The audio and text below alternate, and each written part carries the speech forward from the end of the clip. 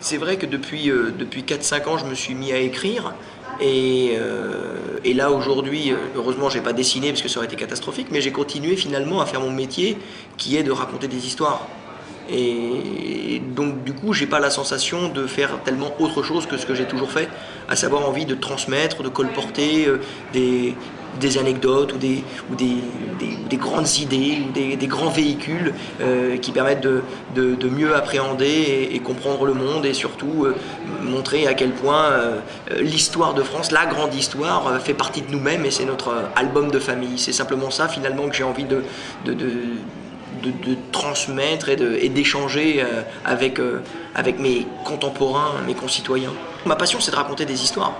Ouais. Et j'utilise tous les supports, je surfe sur tous les supports. Là, la BD, comme a pu être le métro quand j'ai raconté l'histoire de France vue à travers le métro parisien, ce sont un peu les moyens de locomotion, ce sont mes Nautilus à moi, quoi. Donc la BD, quand tout d'un coup vous avez la chance d'avoir, comme Eduardo Ocaña, un dessinateur de talent, il vous offre une sacrée mise en abîme, mise en scène, pénétration dans l'histoire. Vous vous retrouvez nez à nez avec elle. Je connais pas la BD pour la BD, je connais la BD quand elle me permet, là encore, de voyager dans le temps. Donc moi j'ai découvert évidemment l'histoire de mes ancêtres les Gaulois avec Astérix, ensuite ça a été les Romains avec Alix, et puis surtout les Tuniques bleues de Covin et Lambil, où je dois avoir à peu près tous les albums, où là vraiment je suis collectionneur.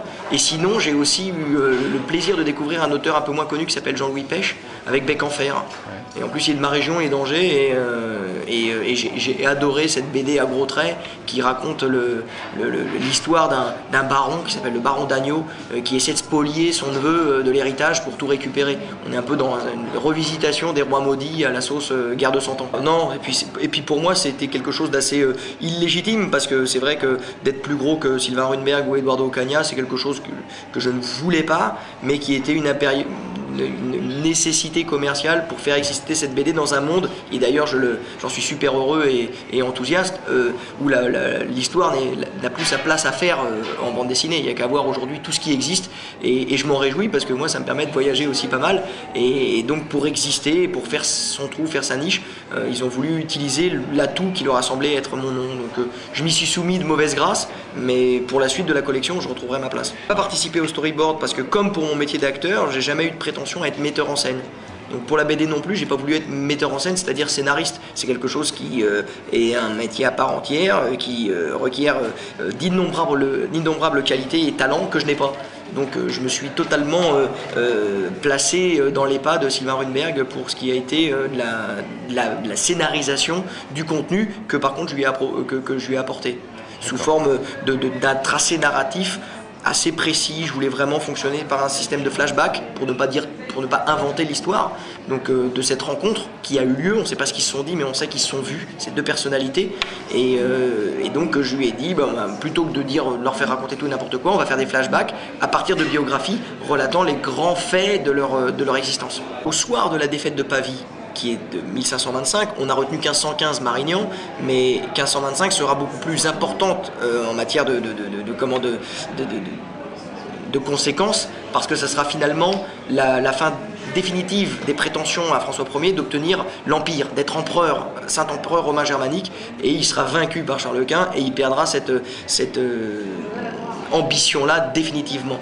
Plus qu'à Marignan, qui plus qu'une victoire française est une victoire allemande. Il faut savoir qu'en 1515, la plupart des bataillons qui ont combattu aux côtés des Français, des armées françaises, sont les Allemands, les fameuses bandes noires, qui d'ailleurs à partir de cette victoire se diront, tiens, peut-être qu'on peut exister d'une manière autonome et légitime, on est puissant, et finalement c'est les lettres de noblesse de l'Allemagne qui seront écrites à Marignan. Donc 1515, c'est plus une victoire allemande qu'une victoire française.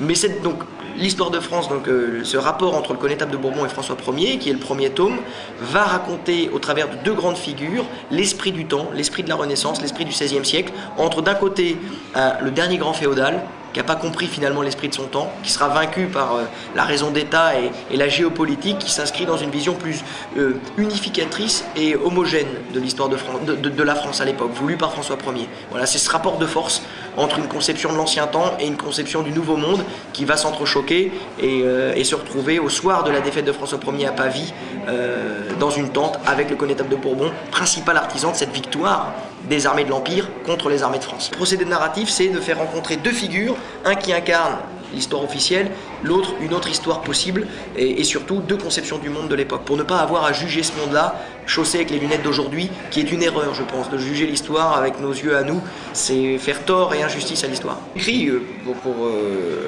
la littérature, j'ai créé un nouveau roman historique, une nouvelle histoire nationale, à travers mes yeux, qui va s'intituler Hexagone, qui sort là dans le deuxième semestre, si j'arrive à aller aussi vite que prévu. Mais sinon, non, en bande dessinée, cette collection-là, si le public le désire et si ça rencontre l'adhésion, je vais la décliner en une vingtaine de tomes. Mais pour l'instant, il y en a 3 de signés. Le défaut que je lui trouve, en dehors de toutes les qualités et du plaisir qu'elle m'a apporté et de l'envie de découvrir l'histoire de France, le défaut que je lui trouve, c'est que elle a trop voulu en dire. Et elle a transformé finalement les grands moments de notre histoire en fresques, où les personnages sont un peu désincarnés, on ne sait plus trop ce qu'ils voulaient, qui ils étaient. J'en veux pour preuve un Celtil qui ressemble terriblement à Vercingétorix, lui-même à Clovis.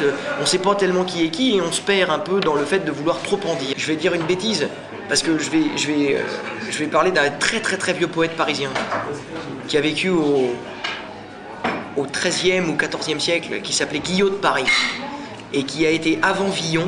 Parce qu'on dit souvent que le premier poète parisien c'est François Villon au XVe siècle, mais il y en a eu un avant lui qui s'appelait Guillot de Paris et qui a raconté par ses traversées la vie nocturne